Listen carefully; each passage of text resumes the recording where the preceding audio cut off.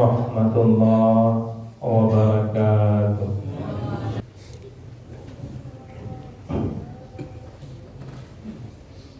Innal hamdalillah nahmaduhu wa nasta'inuhu wa nastaghfiruh wa na'udzu billahi min shururi anfusina wa min sayyiati a'malina.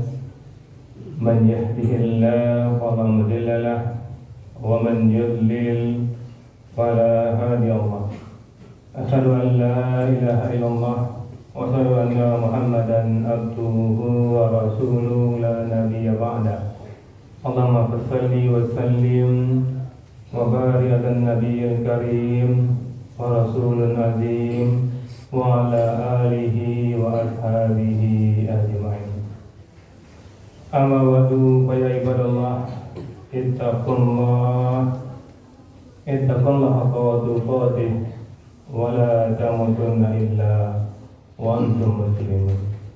Wa qala ta'ala fi kitabil karim, a'udzu billahi minasy syaithanir rajim. Bismillahirrahmanirrahim. Alif lam mim. Zalikal kitabu la raiba fihi hudan lil muttaqin. Shadaqallahul azim. Kaum mukminin yang kami muliakan, alhamdulillah kita bersyukur kepada Allah dengan izin rahmat Allah hadirkan kita di masjid yang penuh berkah ini. Kita berharap kepada Allah kiranya kehadiran kita di sini benar-benar dinilai oleh Allah Subhanahu wa taala. Kapan Allah menilai pada kita kaum mukminin? Apabila ini kita kerjakan benar-benar karena Allah Subhanahu wa taala. Di awal khutbah, khatib mengajak diri khatib dan kita semua, mari kita pastikan bahwa kita adalah orang yang bertakwa. Karena tidak ada gunanya kita hidup kalau kita meninggal dunia tanpa membawa predikat takwa. Untuk itu khatib dan kaum mukminin semua pastikan bahwa kita adalah orang yang bertakwa. Tanda orang bertakwa kaum mukminin, baik hubungannya kepada Allah dan baik hubungannya kepada sesama manusia. Khatib pastikan khatib baik dua hubungan ini, dan kamu juga pastikan baik dua hubungan ini. Kaum mukminin yang kami muliakan, tidak terasa kita sudah berada di Jumat ketiga di bulan Syawal. Artinya lebih kurang 3 minggu kita sudah meninggalkan bulan suci Ramadan. Dan kita tahu kaum mukminin, tujuan Allah menyuruh kita berpuasa adalah la'allakum tattaqun, agar kamu bertakwa. Sukses atau tidaknya puasa kita bukan jam berapa kita sahur, bukan jam berapa kita berbuka, tapi selepas Ramadan apakah kita takwa atau tidak. Kalau kita bertakwa, maka sukseslah Ramadan kita yang lain. Tapi kalau tidak, kaum mukminin tentu kegagalanlah yang akan kita dapatkan. Maka dalam kesempatan ini, khatib ingin mengajak kita untuk melihat firman Allah dalam surat Al-An'am ayat 151. Di sini ada tuntunan Allah Subhanahu wa taala, 5 tuntunan Allah kepada kita, dan ini sekaligus indikasi orang yang bertakwa. Kalau khatib mampu mengamalkan yang 5 ini, kaum mukminin mampu mengamalkan yang 5 ini, maka sukseslah Ramadan kita. Amin. Karena 5 ini ciri tanda orang bertakwa. Karena Allah mengatakan zalikal kitabu la raiba fihi hudan lil muttaqin.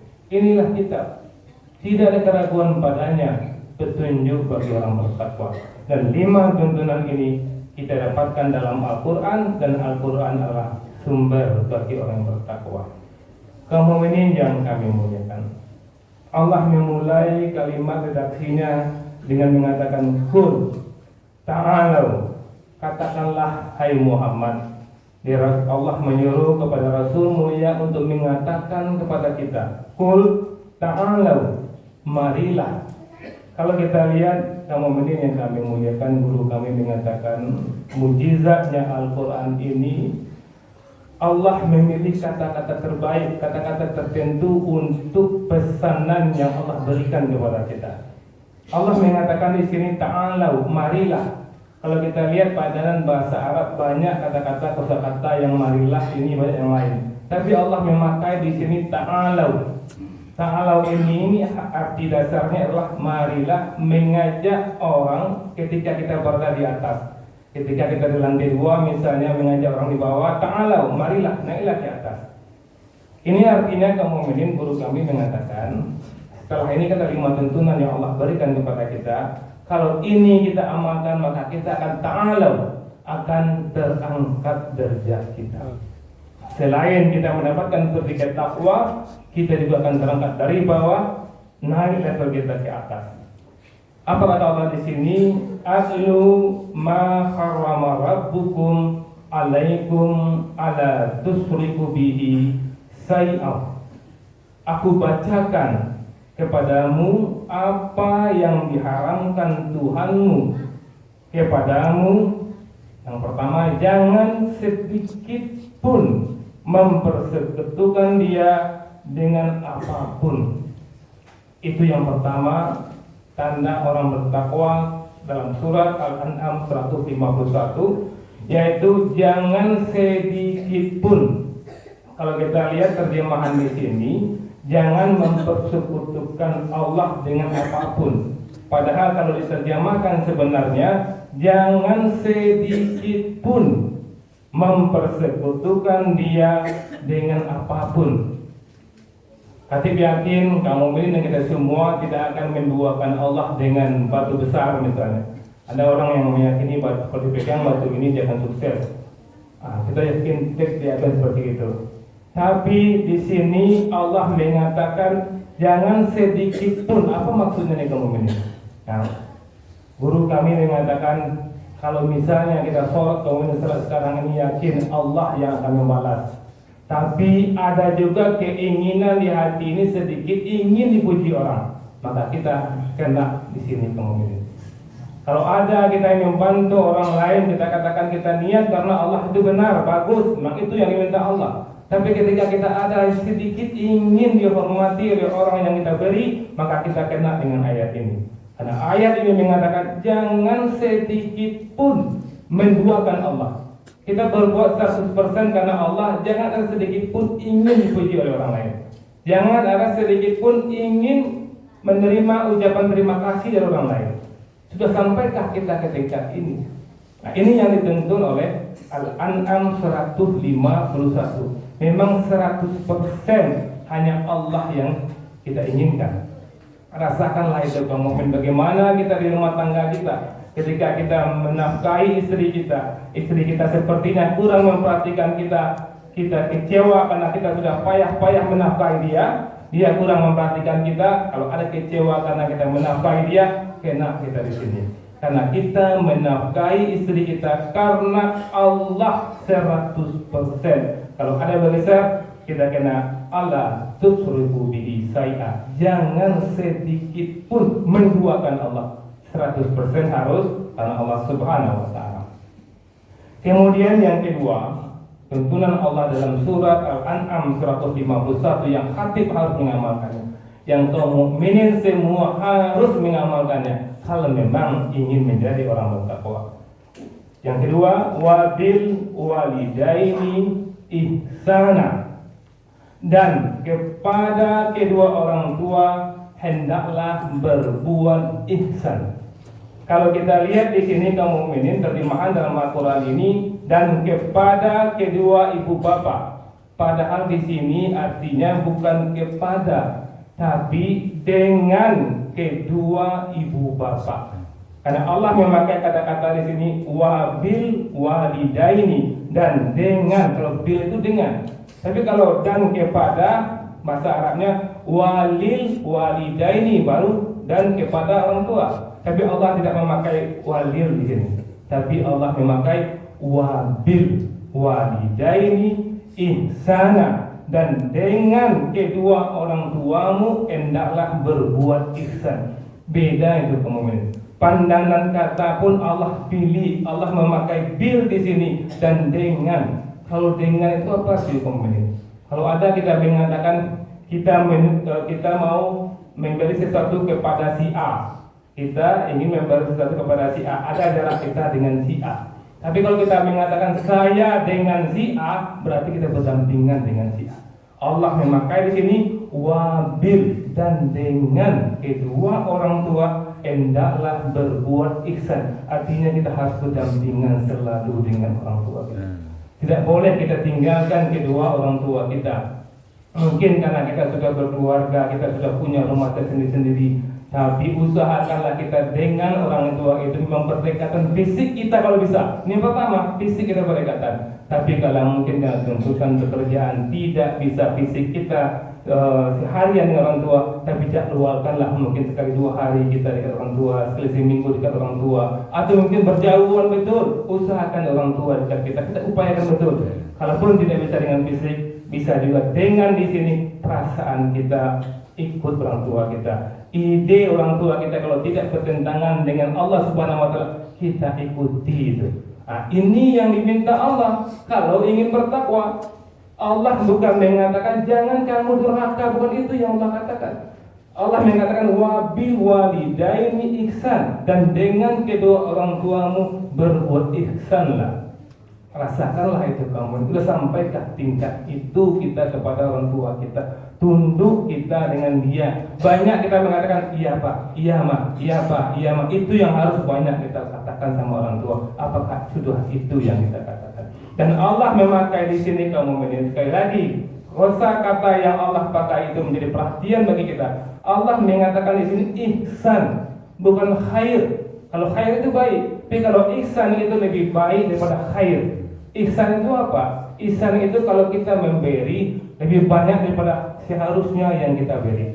Kalau tanggung jawab kita 100, kita beri 150. Kalau kita menuntut kurang dari apa yang harus kita tuntut, misalnya hak kita 100, kita tuntut 80, itu yang ihsan. Manusia ihsan inilah yang diperlukan di muka bumi. Dan kepada kedua orang tua kita, Allah memakai kata-kata ihsan ini. Maka kalau ada orang yang menuntut orang tuanya dan ada orang tua yang tidak adil, orang tuanya yang punya harta nih, orang tuanya yang berusaha payah dari harta, kemudian orang tuanya mengasihi kakaknya, dia merasa orang tuanya tidak adil. Bukan harta dia, harta orang tuanya. Orang tuanya punya hak, siapa yang mau dikasihnya? Dikasih sama kakaknya, dia merasa orang tua tidak adil. Padahal Allah suruh kita berbuat ihsan kepada kedua orang tua kita. Kemudian kamu ini apalagi perintah Allah di dalam surat Al-An'am 151 ini Allah mengatakan, wala ta'tulu auladakum min imlaq nahnu narzuqukum wa iyyahum. Dan janganlah kalian membunuh anak-anakmu, auladakum min imlaq, karena miskin. Apa kata Allah di sini? Jangan sampai ada kita yang membunuh anak kita karena faktor kemiskinan. Mungkin kita berpikir tidak amanah ada orang yang membunuh anaknya karena faktor kemiskinan. Tapi kenyataannya kita lihat 3 tahun yang lalu di negara tercinta ini ada seorang ibu yang membunuh anaknya. Ketika ditanya, alasannya dia takut anaknya tidak bisa makan. Maka ini tidak dibenarkan semuanya. Cuman Katib ingin juga menyampaikan di sini ada pesan lain dari ulama kita. Itu terserah dari kaum mukminin ikut pesan ulama ini atau tidak, tergantung kita. Karena kita nantinya akan berhadapan dengan Allah Subhanahu wa taala. Di sini jelas redaksinya Allah mengatakan wala ta'tulu auladakum min imlaq. Janganlah kalian membunuh anakmu, jelas membunuh anak. Tapi ada juga ulama yang mengatakan Allah menutup ayat ini tentang membunuh anak ini dengan kata-kata nahnu narzuqukum wa iyyahum. Kamilah yang memberi rezeki kepadamu dan kepada mereka. Jadi kalau ada orang yang membunuh anaknya karena takut miskin, Allah mengatakan anak dan kamu Allah memberi rezeki. Maka ada ulama kaum mukminin dengan kehati-hatiannya dia mengatakan kalau ada orang tua yang membatasi kelahiran anaknya, yang membunuh bakal janinnya karena takut miskin, kena dengan ayat ini. Rasakanlah kemudian kita masuk Pilih yang mana? Ada ulama yang mengatakan kalau ada orang yang membatasi kelahiran anaknya karena faktor miskin, karena Allah jelas mengatakan di sini, nahnu narzuqukum wa iyyahum. Kamilah yang memberi rezeki kepadamu, suami istri, orang tua, dan kepada mereka, kepada anak-anakmu yang kamu takutkan. Kalau ada yang membatasi kelahiran anaknya karena takut tidak bisa memberi makan anaknya, kemudian dia anaknya mungkin satu saja, dua saja karena takut, itu kena dengan ayat ini. Tapi kalau misalnya kita membatasi anak kelahiran anak kita karena faktor kesehatan ibunya, karena ibunya yang kurang sehat dan tidak bisa melahirkan, itu ulama membenarkan. Tapi karena takut tidak bisa diberi makan, karena Allah jelas mengatakan nahnu narzuqukum wa iyyahum, kamilah yang memberi rezeki kepadamu dan kepada mereka. Kalau alasan itu dikhawatirkan nanti di yaumil mahsyar Allah akan melihatkan ayat ini kepada kita yang membatasi kelahiran anak kita karena takut rezeki yang tidak bisa kita berikan kepada mereka. Kemudian kemudian apa firman Allah di sini? Wala ta'rabul fahisha ma zahara minha wa ma batan. Janganlah kamu mendekati fawahisha, perbuatan yang keji. Bayangkan kehati-hatian Al-Quran kamu ini. Allah mengatakan wala ta'rabu, jangan mendekati perbuatan yang keji. Itulah bertakwa. Dia tidak hanya menghindari darinya dari perbuatan yang keji, mendekati pun tidak. Itu yang Allah tuntut kepada kita. Maka jangan kita mendekati zina. Mendekati zina tidak dibenarkan. Jangan mendekati minuman-minuman haram. Jangan mendekati judi. Caranya bagaimana? Jangan mendekati judi. Ya kita hindarilah kita berkumpul-kumpul tempat-tempat orang yang biasa main judi. Mohon maaf misalnya main batu domino je ndak judi itu. Tapi ketika waksaran lama main tu, kalau nak lama main, kalau nak taruh minimal taruh peta luar, itulah judi. Maka orang yang bertakwa Allah mengatakan wala ta'rabu fawahisha, dan janganlah mendekati perbuatan keji. Mendekati pun tidak bagi orang yang bertakwa. Ma zahara minha wa ma batan, baik dosa itu yang terlihat kita tidak kerjakan maupun yang tersembunyi. Apa itu tersembunyi? Hati kita kemudian. Ketika kita benci dengan seseorang, itu dosa dalam. Kita benci dengan seseorang, hanya kita dan Allah yang tahu. Itu pun tidak dilakukan oleh orang bertakwa. Mungkin diantar oleh setan. Perasaan kita benci dengan seseorang, sakit hati dengan seseorang, diantar oleh setan. Tapi ketika dihantar, kita tutup pintu itu. Kita baca astagfirullahaladzim. Bukan kita buka pintu itu, kemudian kita nikmati sakit hati dengan orang lain.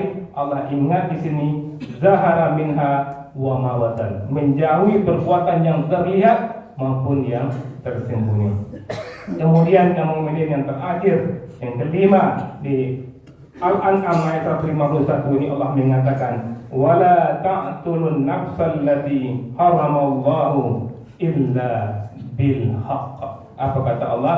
Dan janganlah kamu membunuh orang yang diharamkan Allah kecuali dengan alasan yang benar. Ini banyak kejadian dengan masyarakat kita sekarang ini, kemudian ya, haram hukumnya membunuh orang. Membunuh satu orang kata Nabi sama membunuh seluruh isi dunia. Itu kata Rasulullah. Maka di sini Allah melarang kita membunuh kecuali dengan hak. Dengan hak itu dengan benar. Contohnya apa? Misalnya kalau misalnya orang tua kita dibunuh, maka kita bisa menuntut ya, bukan membunuh orang yang membunuh orang tua kita, menuntut agar orang yang membunuh orang tua kita dibunuh juga. Bukan kita yang membunuhnya, tapi kita pergi ke pengadilan, kita minta dituntut orang yang membunuh orang tua kita ini agar dibunuh pula. Itu yang dibolehkan. Itu yang illa bil haq. Kalau tidak, haram hukumnya. Banyak kami melihat kejadian fenomena karena sakit hati melihat pencuri di jalan raya, misalnya orang berteriak dia maling, sama-sama membunuhnya di situ. Itu dosa besar. Allah gambarkan di sini wala taqtulun nafsal lati haramallahu illa bil haqq, dan janganlah kamu membunuh orang yang diharamkan Allah. Sebesar apapun dia mencuri tidak boleh dia dibunuh, karena Allah haramkan di situ. kecuali dengan cara yang benar. Serahkan kepada orang yang telah diberikan bertanggung jawab. Allah kunci kemu'minin yang mengatakan zalikum wasaqum bi la'allakum ta'qilun. Demikianlah Allah perintahkan kepada perintah ini kamu ini agar kamu mengerti. Kalau khatib mengamalkan yang 5 ini berarti khatib telah mengikuti perintah Allah dan khatib termasuk orang yang mengerti. Kalau kaum mukminin mengamalkan yang 5 ini telah mengikuti perintah Allah dan kaum mukminin termasuk orang yang mengerti. Faqtabiru ya ulil absar la'allakum turhamun.